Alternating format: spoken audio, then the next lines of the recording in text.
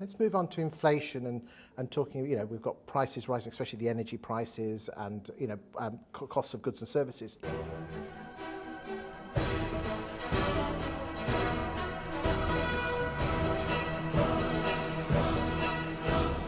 Yes, we're going to hit 7%, possibly even 8% on terms of inflation, but this is very reminiscent of the post-91-92 when we came out of the credit crunch.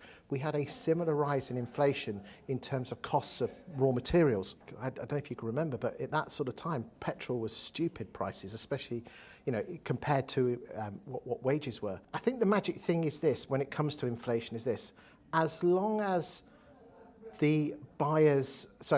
wage demands don't become excessive in 2022, then I genuinely believe, because when it comes to inflation rates, it's on a year-by-year basis. So we've had a big jump in prices in Q3, Q4 2021. But when we get to Q3, Q4 in 22, those will have been moved out of the pipeline. What you've also got to remember is that a lot of this is a shortage of materials simply because we had 3 or 4 months off. This is time lag from 6, 12, 18 months ago in terms of, a lot of people worried about gas supplies.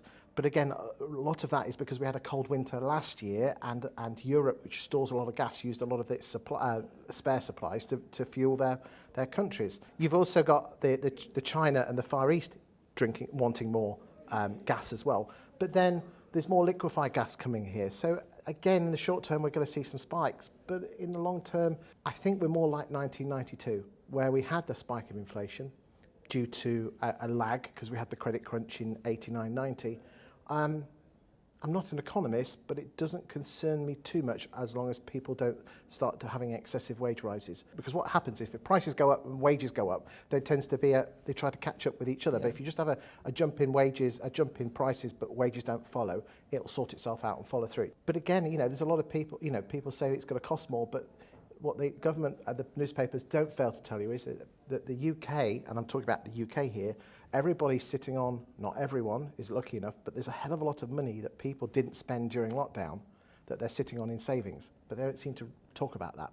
So fundamentally, I'm not particularly worried about that. Comes to employment, Tesco's, it's a headline, they're getting rid of their delis, but you ask any employer to finding staff at the moment, it's really hard work.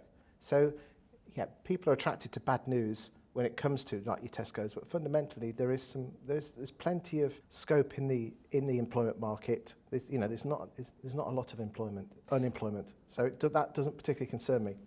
Chris, thank you very, very much. Thank you, Vaughan.